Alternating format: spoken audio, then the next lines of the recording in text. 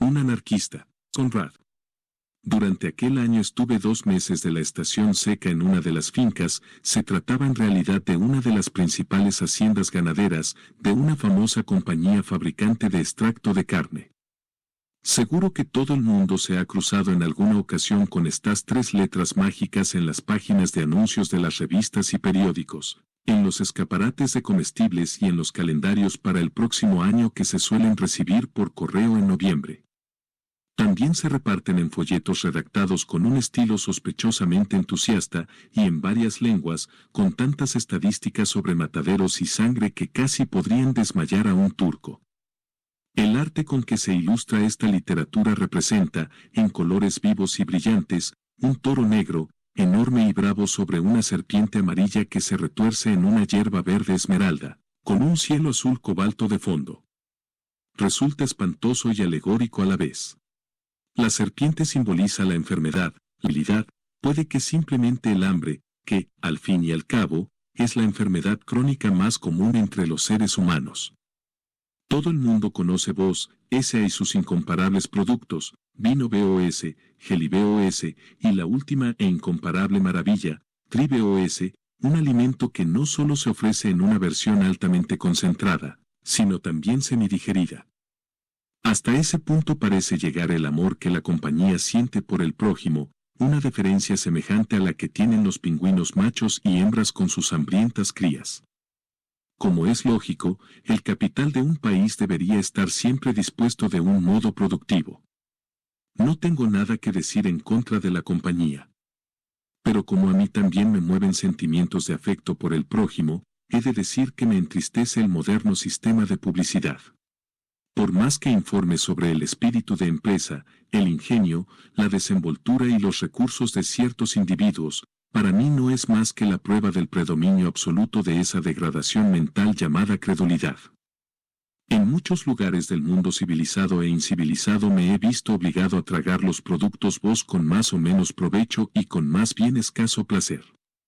Preparado con agua caliente y sazonado con abundante pimienta para resaltar el gusto, el extracto no resulta del todo desagradable, pero nunca he sido capaz de soportar sus anuncios. Puede que no hayan ido lo bastante lejos.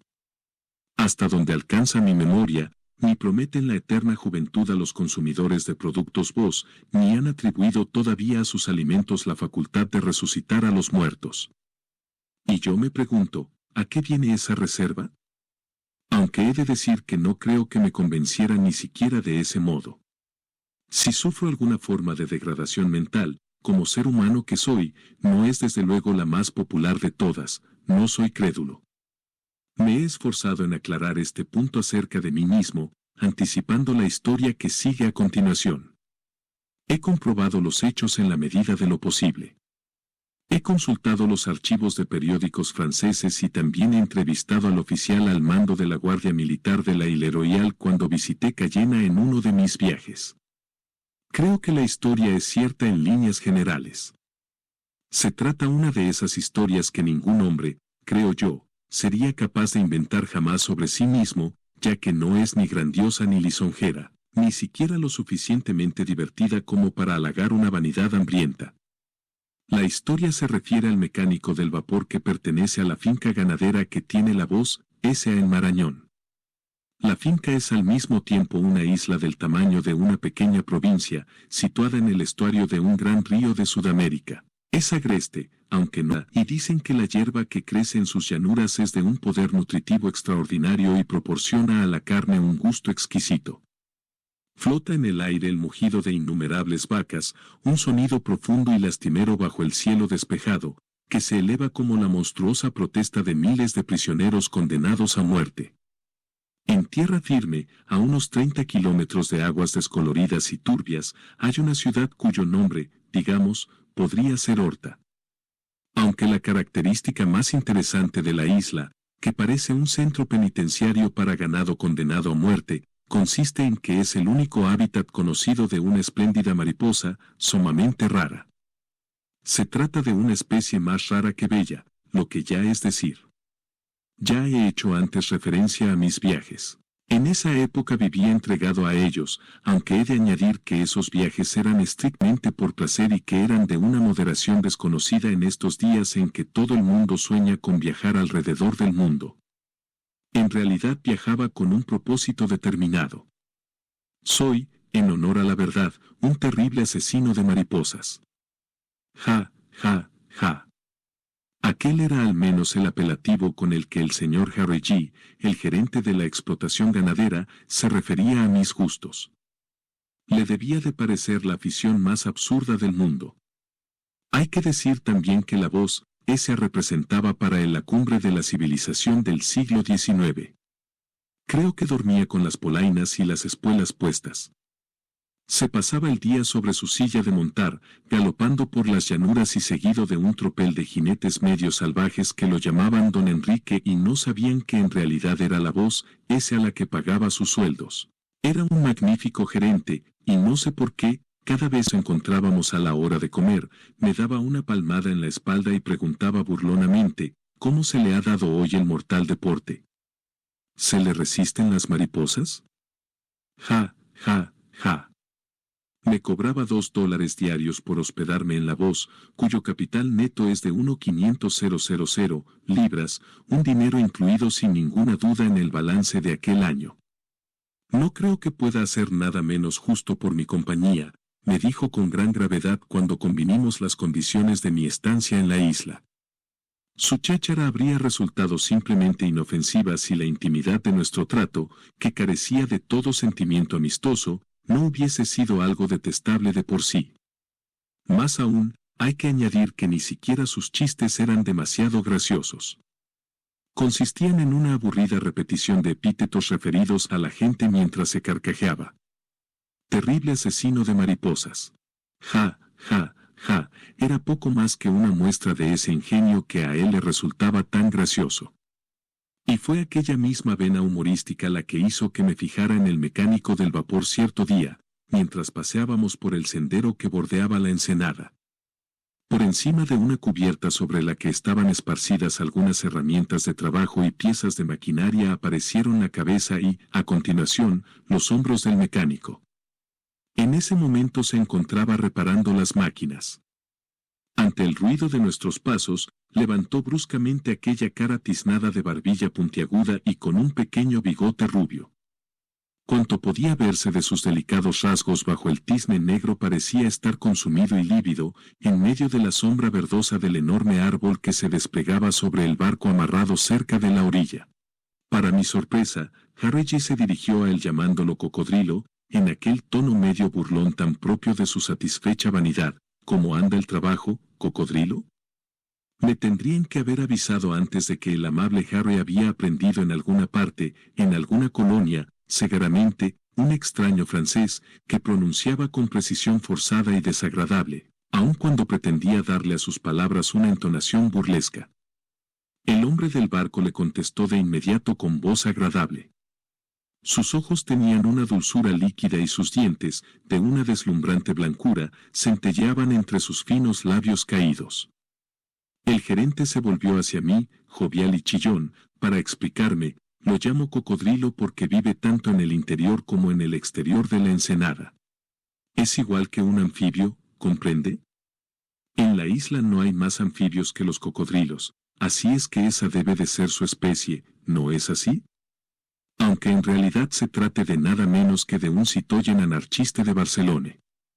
¿Un anarquista de Barcelona? Repetí estúpidamente mirando a aquel hombre. Había regresado a su trabajo en la máquina del barco y nos había dado la espalda. Sin dejar aquella postura, lo oí protestar con claridad, ni siquiera sé español. ¿Qué dice? ¿Se atreve a negar que viene de allí? Dijo el gerente encarándolo de una forma un tanto truculenta. Al oír aquellas palabras, el hombre se enderezó, dejó caer la llave que había estado usando, y nos miró. Le temblaba todo el cuerpo. Yo no niego nada, nada, absolutamente nada. Gritó exasperado. Recogió la llave y siguió trabajando sin prestarnos más atención.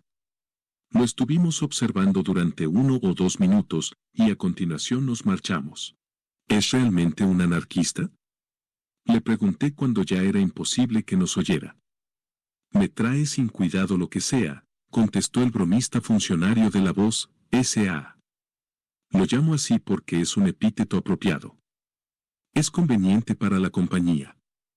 Para la compañía. Exclamé deteniéndome de golpe. Así es. Dijo ladeando aquella cara triunfal de perro plantado sobre sus largas y delgadas piernas. ¿Le sorprende, verdad? Estoy obligado a hacer las cosas de la mejor forma posible para mi compañía. Los gastos son enormes. Nuestro agente en Horta me comentó una vez que invierte 50,000 libras al año en publicidad para todo el mundo. No se puede escatimar dinero en las ferias. Escúcheme bien, cuando me hice cargo de la finca no teníamos el vapor. Pedí que nos enviaran uno en cada carta hasta que lo conseguí, pero el hombre al que mandaron con él se largó a los 2 meses, dejando la lancha atracada en el pontón de Horta.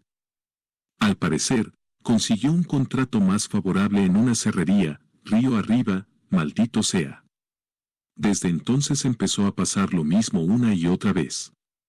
Hasta el último vagabundo escocés o yanqui que se creía un mecánico venía cobrando 18 libras al mes y luego se largaba, después de provocar algún destrozo.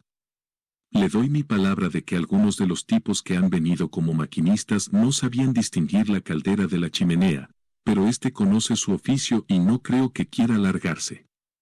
¿Entiende lo que quiero decir? A continuación me dio un pequeño golpe en el brazo para enfatizar sus propias palabras. Pasé por alto la falta de educación y le pregunté qué tenía eso que ver con que el hombre fuera un anarquista. Hombre, por favor. Se burló el gerente. Si usted se encontrara de pronto con un hombre descalzo, despeinado y escondido entre los matorrales de una orilla y al mismo tiempo viera que a menos de 1 milla de la playa hay una pequeña goleta llena de negros virando de repente, ¿no se le ocurriría creer que ese hombre había caído del cielo, verdad? Yo intenté mantener la calma. En cuanto entendí el juego, me dije, presidiario fugitivo.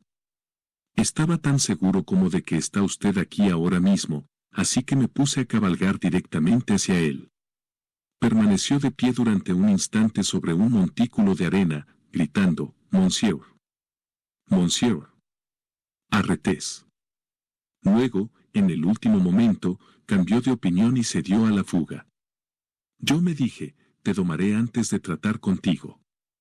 Así que, sin decir una palabra, lo seguí, cortándole el paso en todas direcciones. Lo alcancé en la playa, y finalmente lo acorralé en una punta, con el agua por los tobillos y nada a sus espaldas, excepto el cielo y el mar. Mi caballo piafaba en la arena y sacudía la cabeza a 1 metro de distancia. Cruzó los brazos sobre el pecho y alzó la barbilla en una especie de gesto de desesperación, pero yo no me dejé impresionar por la actitud de aquel bribón. «Eres un convicto fugitivo», le dije. Cuando me oyó hablar en francés, bajó su barbilla y cambió totalmente la expresión de su rostro. «No niego nada», me dijo jadeando, porque lo había hecho correr delante de mi caballo durante un buen rato. Le pregunté qué hacía allí. Había recuperado ya el aliento y me explicó que pretendía dirigirse hacia una granja que le habían dicho, la gente de la goleta, supongo, que se encontraba por allí cerca. Yo me eché a reír estrepitosamente y él se inquietó. ¿Lo habían engañado? ¿No había una granja cerca de allí? Me reí aún más ruidosamente. Iba a pie, y lo más probable era que la primera manada de ganado con la que se hubiese cruzado habría acabado haciéndolo pedazos. Cuando un hombre a pie se ve atrapado en los pastizales no tiene ni la más remota posibilidad de escapar. Te he salvado la vida al encontrarte, le dije. Él comentó que puede que fuera cierto, pero que también había pensado hacía un instante que tenía intención de aplastarle bajo los cascos de mi caballo. Le aseguré que nada me habría resultado más fácil, si hubiese querido. Ahí llegamos a una especie de punto muerto. A fe mía que no había nada que hacer con ese presidiario, a no ser arrojarlo al mar. Se me ocurrió preguntarle qué le había llevado hasta allí. Negó con la cabeza. ¿Qué fue? Le dije. Robo, asesinato, violación, ¿O qué? Quería oír de sus propios labios lo que tuviera que decir, aunque, como es lógico, ya contaba con que iba a mentirme.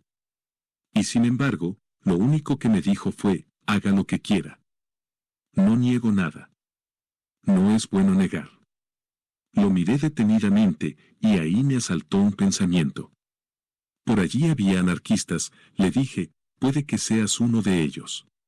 No niego nada de nada, monsieur, repitió. Aquella respuesta me hizo pensar que era probable que no fuese un anarquista. Esos condenados locos están más bien orgullosos de sí mismos. Si hubiera sido uno de ellos, lo más probable es que lo hubiese confesado abiertamente. ¿Qué eras antes de convertirte en un presidiario? Ouvrier, dijo. Y un buen obrero, además. Pero esas palabras me hicieron pensar que tal vez fuera en realidad un anarquista, después de todo. Al menos pertenecía a la clase de la que provienen casi todos, ¿no? Odio a esos salvajes que arrojan bombas de manera tan cobarde. Casi pensé en dar media vuelta a mi caballo y dejar que muriera de hambre o que se ahogara allí mismo. Si volvía a cruzar la isla para molestarme, el ganado daría buena cuenta de él. No sé qué me indujo a preguntarle, ¿qué clase de obrero? No me importaba demasiado que contestara o no, pero cuando dijo mécanicien, monsieur, estuve a punto de pegar un salto de la silla. La lancha llevaba 3 semanas estropeada en la ensenada. Mi obligación con la compañía era evidente. Él también notó mi sobresalto y durante 1 minuto o 2 permanecimos mirándonos de hito en hito como hechizados. Monta a la grupa de mi caballo, le dije, vas a poner en condiciones un barco. Aquellos fueron los términos en los que el digno gerente de la finca del Marañón me relató la llegada del supuesto anarquista. Tenía intención de que se quedara allí, eso era a lo que le movía su sentimiento del deber hacia la compañía, y el apelativo que le había dado le dificultaría conseguir ningún empleo en Horta. Cuando los vaqueros de la finca fueran de permiso lo difundirían por toda la ciudad. No sabían que era un anarquista, ni en qué lugar se encontraba Barcelona. Lo llamaban el anarquista de Barcelona, como si se tratara de su nombre y apellido. Aún así, la gente de la ciudad leía en los periódicos noticias de los anarquistas europeos y quedaba muy asombrada. En cuanto a la jocosa coletilla de Barcelona, el señor Harriggy se reía con gran satisfacción. Los de esa raza son especialmente sanguinarios, ¿no? Eso hace que la gente de la serrería se sienta aterrorizada ante la idea de tener algo que ver con él, ¿comprende? Se regocijaba ingenuamente. Tengo a ese hombre más atado que si tuviera una pierna encadenada a la cubierta del barco. Y observe, añadió, tras una pausa, que no lo niega. En cualquier caso, no estoy cometiendo ninguna injusticia con él. Es un presidiario, de todos modos.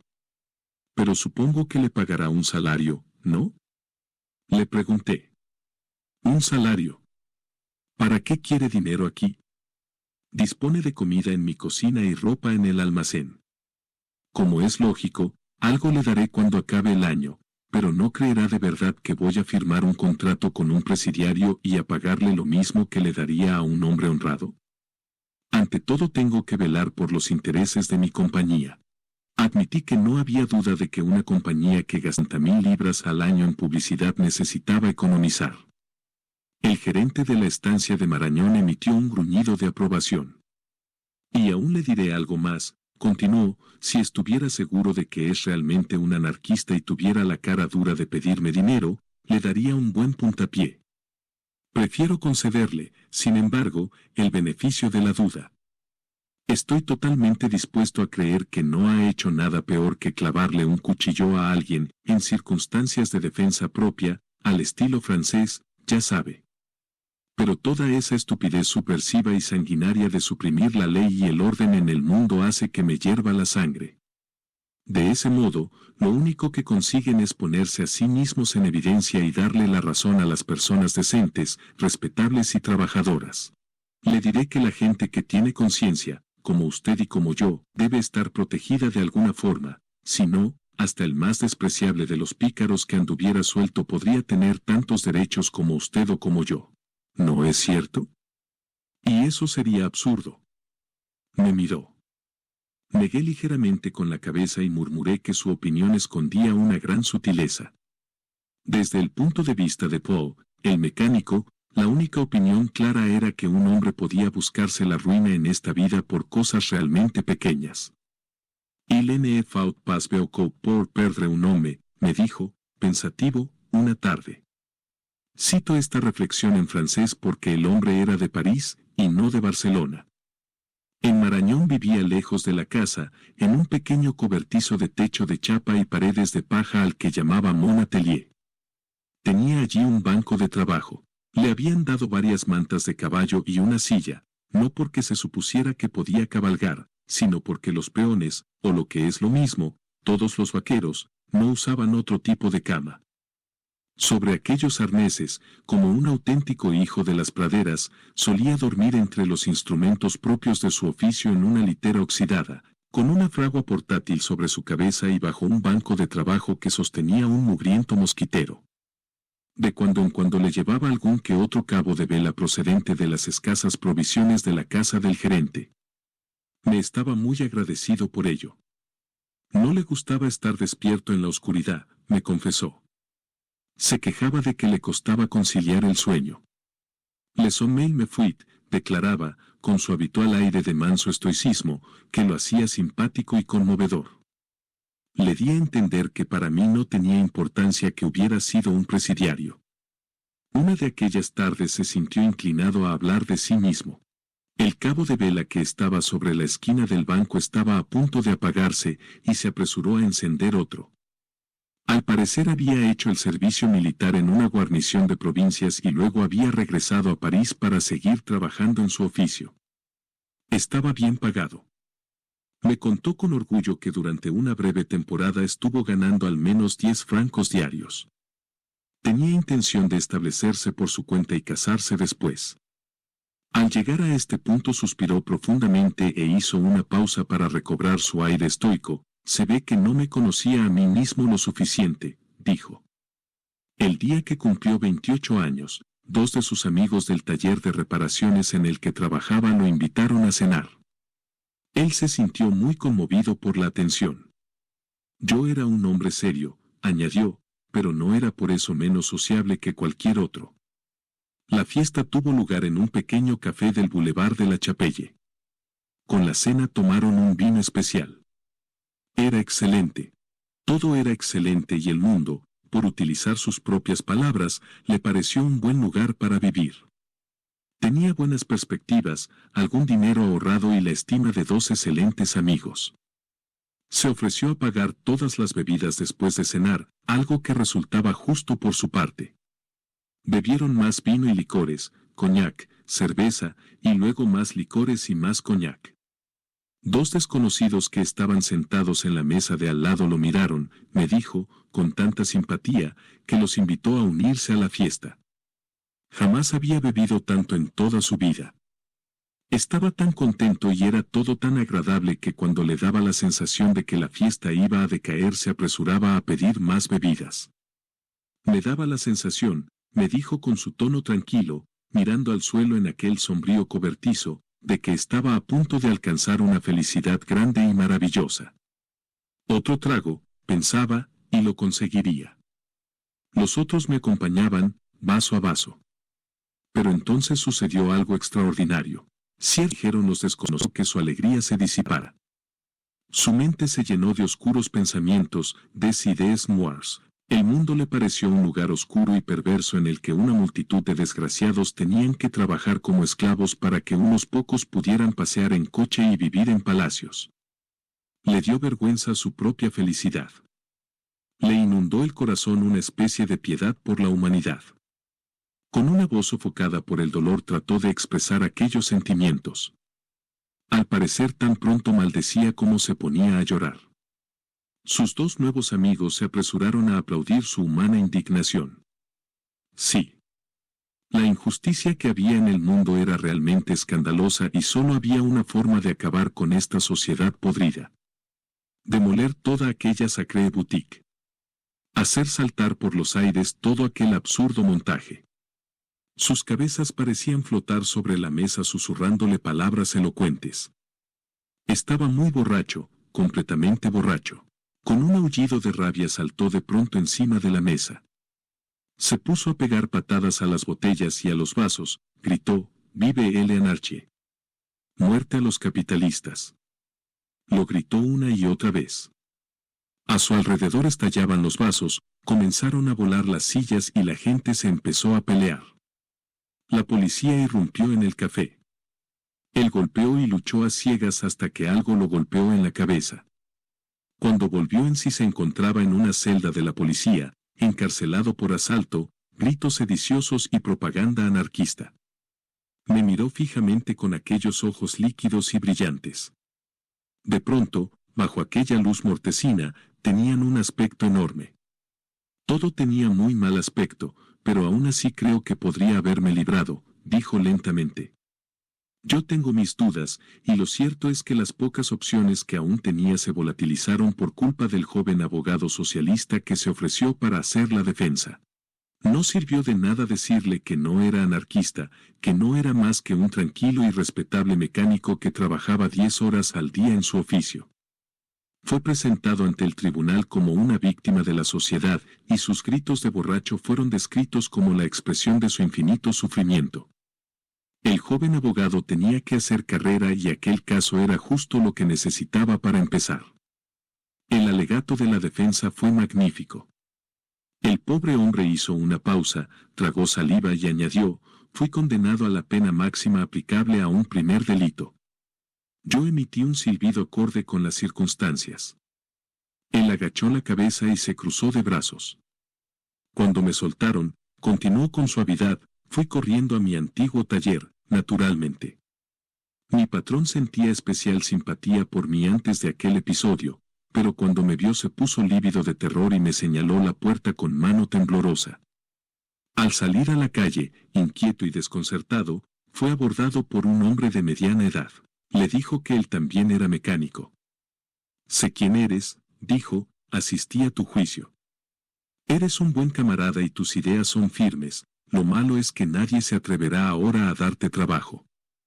Estos burgueses se confabularán para que te mueras de hambre. Eso es lo que hacen siempre. No esperes clemencia del rico. Aquellas amables palabras lo consolaron mucho. Era de esa clase de gente que necesita apoyo y simpatía. La idea de no poder conseguir trabajo lo había trastornado por completo. Si su patrón, que lo conocía tan bien y sabía que era un obrero tranquilo, obediente y competente, no había querido saber nada de él, era poco probable que consiguiera ayuda de nadie más, eso estaba claro. La policía no le quitaba el ojo de encima, y en cuanto un patrón le diera la menor oportunidad ellos lo pondrían al corriente de su pasado. Se sentía impotente, acobardado e inútil. Siguió a aquel hombre de mediana edad hasta el estaminet de la esquina, donde se encontraron con otros buenos compañeros. Le aseguraron que no le dejarían morir de hambre, con trabajo o sin él. Bebieron y brindaron por la derrota de todos los patrones y por la destrucción de la sociedad. Se sentó a su lado mordiéndose el labio inferior. Y así fue como me convertí en un compagnon, monsieur, dijo pasándose una mano temblorosa por la frente. A pesar de todo, hay algo que no anda bien en un mundo donde un hombre puede perderse por unas cuantas copas de más. Siguió con la mirada baja, pero me di cuenta de que se había quedado muy abatido. Dio una palmada en el banco con la mano abierta. No, gritó. Era una vida imposible. Vigilado por la policía, vigilado por los camaradas, había dejado ya de ser dueño de mí mismo. Ni siquiera podía sacar unos pocos francos de mis ahorros del banco sin que un camarada se asomara a la puerta para comprobar que no me escapaba. Y la mayoría de ellos eran ni más ni menos que unos ladrones. Los inteligentes, quiero decir, robaban al rico diciendo que no hacían más que dar lo que les pertenecía. Cuando había bebido, los creía. Estaban también los tontos y los locos. Desexaltés, cuoi. Cuando había bebido, los quería. Cuando bebía un poco más, me ponía furioso con el mundo. Eran los mejores momentos, encontraba refugio en la rabia, pero no se puede estar siempre borracho, en est pas, monsieur. Y cuando estaba sobrio, me daba miedo romper con ellos. Me habrían matado como a un cerdo. Se cruzó nuevamente de brazos y levantó una barbilla afilada con una sonrisa amarga. Empezaron a decirme que ya iba siendo hora de que me pusiera a trabajar. El trabajo consistía en robar un banco. A continuación tenía que arrojar una bomba para destruir el lugar. Mi papel como neófito era vigilar la calle de atrás y cuidar de un saco negro que contenía la bomba hasta que fuera preciso. Después de la reunión en que se decidió el asunto, un camarada de confianza comenzó a seguirme a todas partes. No me atreví a protestar, tenía miedo de que me mataran en el acto. En una ocasión, paseando juntos, me llegué a preguntar si no sería mejor que me lanzara al Sena, pero mientras le daba vueltas a la idea, ya habíamos cruzado el puente y no tuve más oportunidad de hacerlo.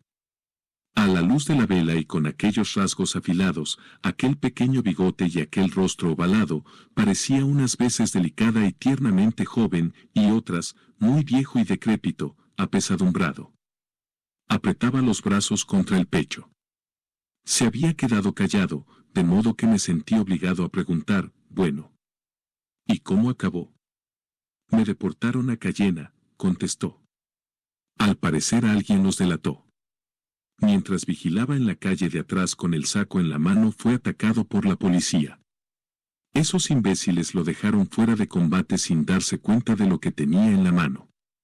Todavía se preguntaba cómo no había explotado la bomba al caer, pero el caso es que no explotó. Intenté relatarle mi historia al tribunal, continuó. El presidente se divirtió mucho. En la sala había gente que incluso se llegó a reír.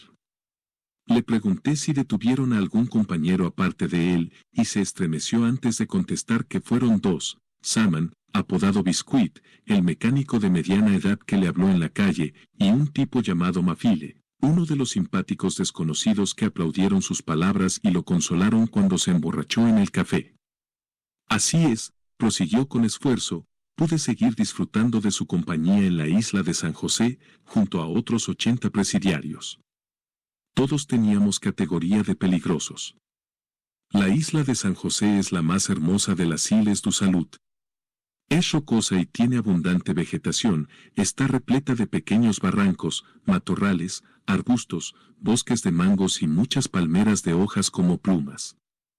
6 guardianes armados con revólveres y carabinas se encargan de los presidiarios que están encerrados allí.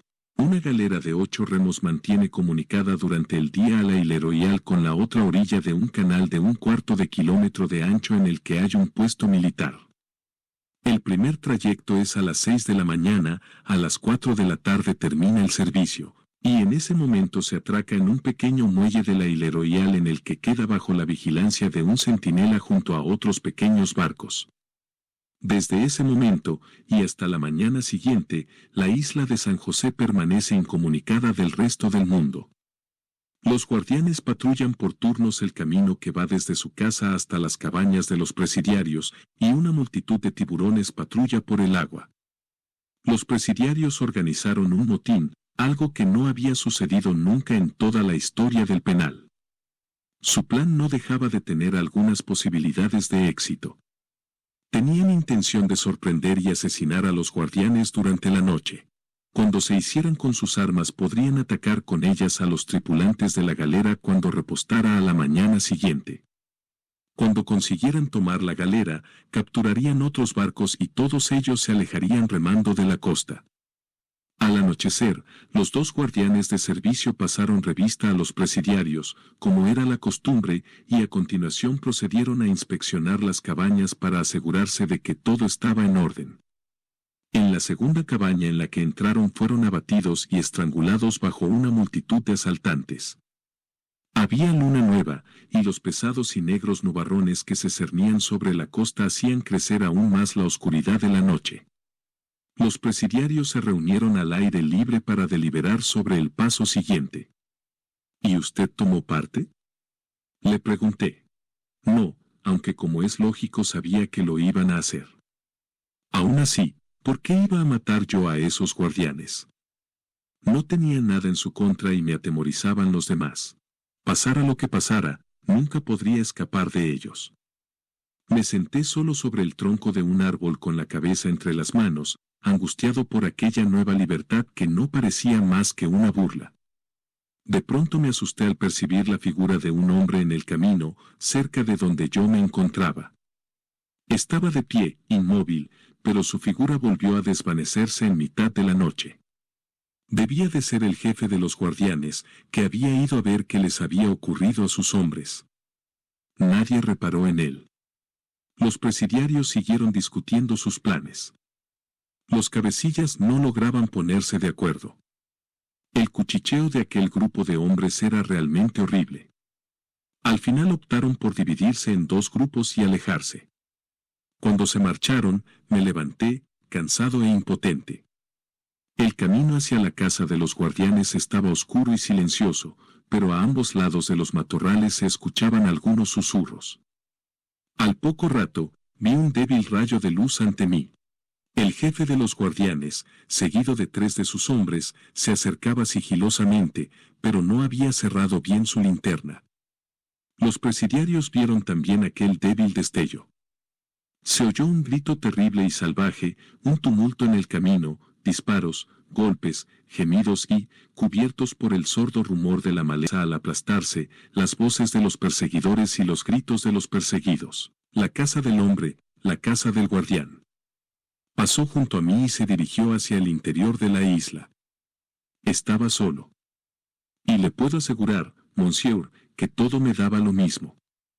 Después de quedarme allí durante un rato, me puse a caminar hasta que tropecé con algo duro. Me detuve y recogí el revólver de uno de los guardianes. Comprobé a tientas que tenía 5 balas en la recámara. Entre las ráfagas de viento escuché cómo los presidiarios se llamaban allá lejos, luego el murmullo de los árboles desapareció tras el del trueno, un fuerte resplandor se cruzó en mi camino, a lo largo del suelo. Pude ver una falda femenina y el borde de un delantal. Supuse que debía de ser la mujer del jefe de los guardianes. Por lo visto se habían olvidado de ella.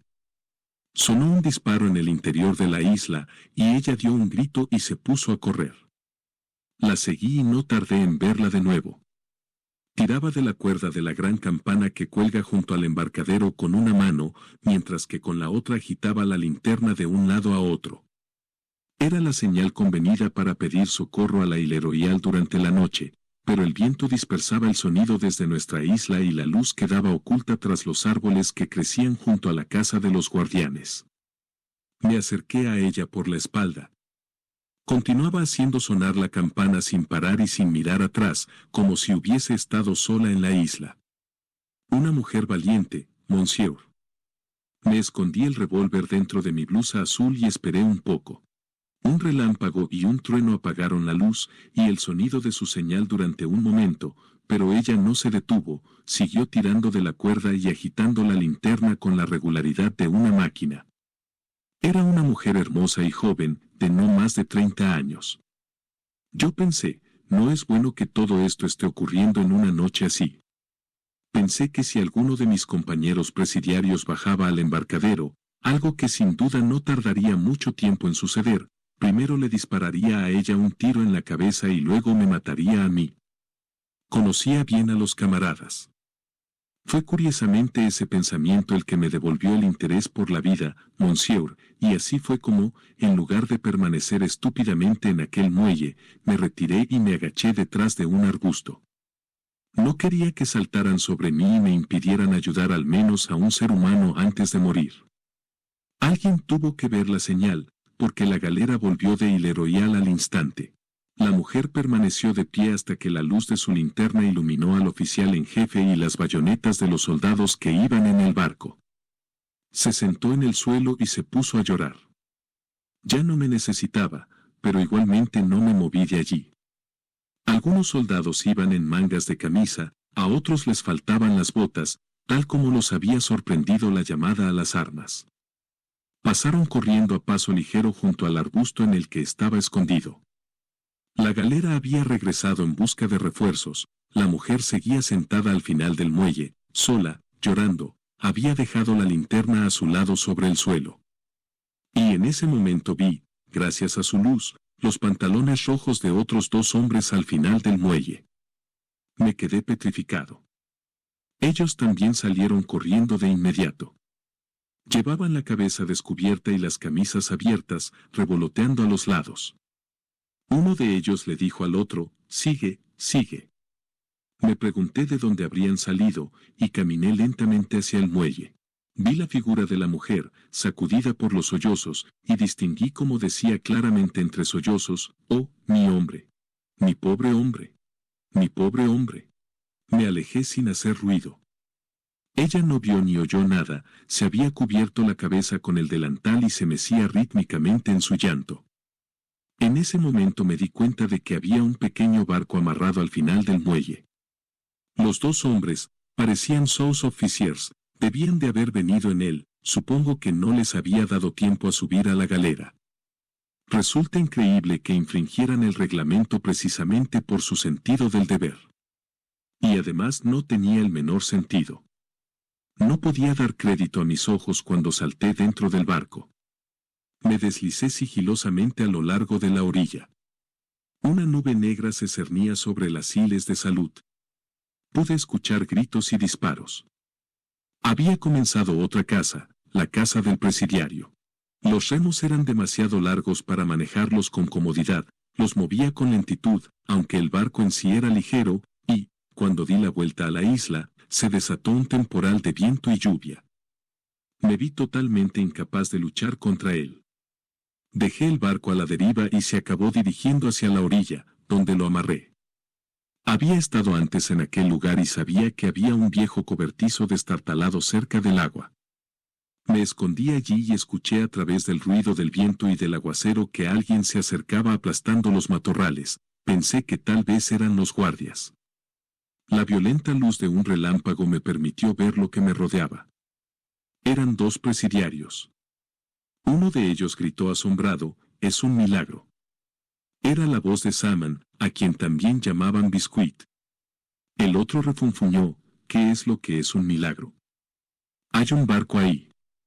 Tienes que estar loco, Saman». Aunque, espera, sí, es verdad. Es un barco. Se quedaron extasiados y en completo silencio. El otro hombre era Mafile. Habló de nuevo, cautelosamente. Está amarrado. Seguro que hay alguien ahí. Entonces me dirigí a ellos desde el cobertizo, soy yo. Entraron, y pronto me dieron a entender que el bote era suyo, no mío. Somos 2 contra 1, dijo Mafile. Salí por miedo a recibir un golpe a traición en la cabeza, y aunque pude haber disparado contra ellos allí mismo, no dije nada. Traté de contener una risa nerviosa y les pedí humildemente que me permitieran ir con ellos. Murmuraron entre ellos sobre mi suerte, mientras yo sujetaba con la mano el revólver bajo la pechera de mi camisa. Tenía sus vidas en mis manos y los dejé vivir. Quería que remaran. Les dije con fingida humildad que sabía llevar un barco y que, si éramos 3 a los remos, podíamos turnarnos para remar. Aquello los convenció. Menos mal, un poco más y no habría podido evitar una carcajada ante aquel cómico espectáculo. Al llegar a aquel punto de la narración, se excitó enormemente y saltó del banco, gesticulando. Las sombras alargadas de sus brazos salían disparadas como flechas hacia el techo y las paredes. Por un instante dio la impresión de que el cobertizo era demasiado pequeño para contener su agitación. «No niego nada», exclamó. Estaba entusiasmado, monsieur. Experimentaba una enorme felicidad, pero me mantuve tranquilo. Remé durante toda la noche, hasta que llegamos a alta mar, confiando en que pasara un barco. La idea era un tanto disparatada, pero los convencí. Cuando salió el sol, la inmensidad del agua estaba en calma y las hiles de Salud no eran más que unas pequeñas manchas en lo alto de las olas. En ese momento yo estaba gobernando el barco y Mafile, que remaba encorvado, dejó escapar una palabrota y añadió, «Deberíamos descansar». Había llegado por fin la hora de reír. Y lo hice a gusto, puedo asegurárselo. Me apreté los costados y me retorcí en mi banco entre carcajadas ante sus gestos de sorpresa. ¿Qué le pasa a este idiota?, gritó Mafile. Y Simon, que estaba más cerca de mí, le respondió, que el diablo me lleve si no se ha vuelto loco. En ese momento les enseñé el revólver. Ajá. Al instante su mirada se llenó de odio, no sabe de qué manera. Ja, ja, ja. Estaban aterrados. Pero remaron, vaya que sí remaron, y durante todo el día, a ratos con aire feroz y a ratos con aire desalentado. Yo no les quitaba la vista de encima ni un segundo. Si lo hubiese hecho, ¡zas!, me habrían saltado encima al instante. Mantenía el revólver sujeto con una mano, mientras que con la otra gobernaba el barco. Les empezaron a salir ampollas por toda la cara. El cielo y el mar parecían de fuego a nuestro alrededor, y el mar hervía bajo el sol. El barco se deslizaba como un susurro sobre el agua. A veces Mafile echaba espuma por la boca, y a veces gemía, pero no paraba de remar, no se atrevía. Tenía los ojos inyectados en sangre y no paraba de morderse el labio inferior, como si quisiera destrozarlo. Simon estaba ronco como una corneja. Camarada, empezó a decir, y yo, aquí no hay camaradas. Soy vuestro patrón. Patrón, entonces, respondió, sé humano, permítenos descansar un poco. Se lo permití. En el fondo del barco había quedado un poco de agua de lluvia y les permití que bebieran con la mano, pero en cuanto di la orden de continuar, los sorprendí intercambiando una mirada. Supongo que pensarían que antes o después tendría que dormir, pero yo no tenía ninguna intención de hacer semejante cosa, me sentía más despierto que nunca. En realidad eran ellos los que se estaban quedando dormidos mientras remaban. Primero uno y luego el otro dejaron caer los remos y yo dejé que se acostaran. El cielo estaba cuajado de estrellas, el mundo en calma. Salió el sol. Un nuevo día. Ayes. En Ruth. Remaban desganados. Miraban con furia y la lengua les colgaba de la boca. A media Mafile gruñó, vamos a por él, Simon. Prefiero que me pegue un tiro a morir de sed y de hambre remando, pero mientras hablaba seguía remando, y Simon también remaba. Me sonrió. Ah. En aquel maldito mundo aquellos dos tipos amaban la vida, como la amaba yo también antes de que me la amargaran con sus frases. Los hice remar hasta el agotamiento, y solo entonces señalé las velas de un barco en el horizonte. Ajá. Tendría que haber visto cómo revivieron. Los hice remar en dirección al barco.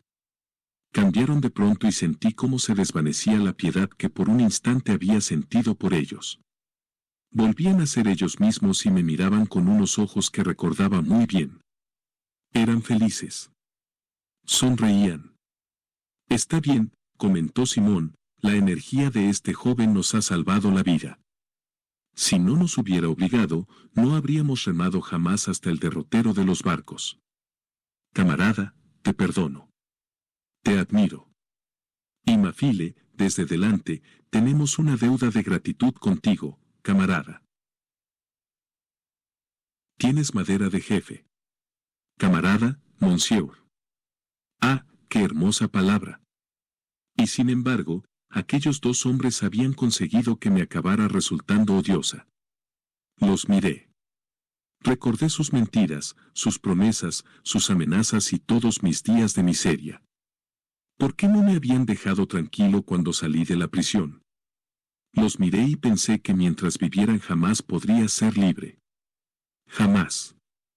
Ni lo podría ser yo ni la gente que, como yo, era de corazón ardiente y voluntad débil, porque no me engaño, sé que mi voluntad no es muy fuerte, monsieur.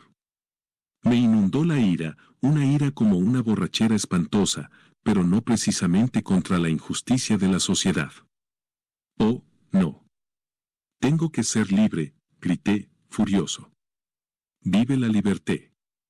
Gritó el canalla de Mafile. Mort aux bourgeois que nos enviaron a Cayena. Pronto sabrán que somos libres.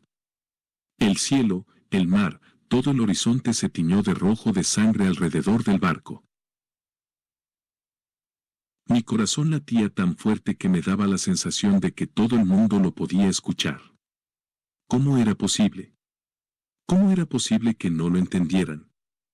Simon preguntó, ¿es que no hemos tenido ya suficiente? Sí, contesté, ya hemos tenido suficiente. En realidad sentía lástima por él, a quien odiaba era al otro. Soltó el remo con un suspiro, y mientras levantaba la mano para secarse la frente con el aire de un hombre que ha cumplido con su deber, apreté el gatillo de mi revólver y le disparé al corazón. Se desplomó sobre la borda, con la cabeza colgando. No me molesté en mirarlo de nuevo. El otro emitió un grito desgarrador, un alarido de horror, y a continuación todo quedó en silencio. Dejó caer el remo y levantó las manos suplicando. «Ten piedad», murmuró. «Ten piedad de mí, camarada». «Ah, camarada», murmuré en voz baja. «Por supuesto que soy tu camarada». Grita vive Elean Archie. Él alzó los brazos y la cara hacia el cielo y abrió los labios en un grito desesperado. «Vive Elean Archie. Vive». Un instante después caía a plomo, ovillado sobre sí mismo y con una bala en la cabeza. Los arrojé a los dos por la borda, a continuación tiré el revólver, y luego me senté en silencio. Era libre, al fin. Al fin. No me molesté ni en mirar hacia el barco, no me importaba, en realidad creo que debí quedarme dormido, porque de repente escuché unos gritos y a continuación vi el barco casi encima de mí. Me izaron a bordo y amarraron el bote a popa. Eran todos negros con excepción del capitán, que era un mulato. Apenas conocían unas cuantas palabras de francés. No conseguí averiguar a dónde iban ni quiénes eran. Me dieron de comer todos los días, pero me desagradaba la forma en que hablaban de mí en su lengua. Puede que discutieran la posibilidad de arrojarme por la borda para quedarse con el bote. ¿Cómo iba yo a saberlo? Cuando pasamos frente a esta isla, pregunté si estaba habitada. Me pareció oír decir al mulato que había una casa en ella. Supuse que se refería a una granja, de modo que le pedí que me dejara desembarcar en la playa y le dije que se podía quedar con el bote por las molestias. Al parecer era justo lo que ellos querían. El resto ya lo sabe. Tras pronunciar estas palabras, volvió a perder el control y se puso a caminar a toda prisa hasta que echó a correr. Movía los brazos como si fuesen las aspas de un molino de viento y gritaba de una forma cada vez más delirante. Su único estribillo era que no negaba nada, nada. Lo único que pude hacer era dejarlo a su aire y apartarme de su camino, repitiendo calmez bus a cada rato. Su propia excitación se encargó de acabar con sus fuerzas. Debo confesar, también, que permanecí a su lado mucho tiempo después de que se metiera bajo su mosquitero. Me había suplicado que no lo abandonara, y del mismo modo que uno se sienta junto a un niño nervioso, me senté yo junto a él hasta que se quedó dormido. Mi opinión es que tenía más de anarquista de lo que me confesó o de lo que se atrevía a confesarse a sí mismo, y que su caso no era muy distinto del de muchos otros anarquistas. Un corazón ardiente y una voluntad frágil, esa es la clave del enigma. Las contradicciones más acusadas y los conflictos más complejos del mundo se pueden producir hasta en el último de los corazones humanos. Hice más tarde una pequeña investigación privada y puedo garantizar que la historia del motín de los presidiarios fue, en todos sus detalles, tal como él me la relató. Cuando regresé a Horta desde Cayena y vi de nuevo al anarquista, no tenía buen aspecto. Parecía aún más cansado, más débil y pálido bajo las manchas propias de su oficio. Como es lógico, la comida de la compañía, en forma no concentrada, no le sentaba precisamente bien. Nos encontramos en el pontón de Horta. Yo traté de inducirlo a la lancha anclada donde estaba y me siguiera a Europa. Habría sido delicioso pensar en la sorpresa y el disgusto del buen gerente ante la huida de aquel pobre hombre, pero se negó con invencible obstinación. «Pero no querrá vivir siempre aquí», le dije. Él negó con la cabeza. «Moriré aquí», respondió, y luego añadió pensativo, lejos de todos ellos. De cuando en cuando me da por pensar en él, me lo imagino tumbado con los ojos abiertos sobre el arnés de caballo en ese pequeño cobertizo lleno de herramientas y pedazos de hierro, el anarquista esclavo de la hacienda de Marañón, esperando con resignación infinita ese sueño que voló de su lado, como solía decir él, de forma incomprensible.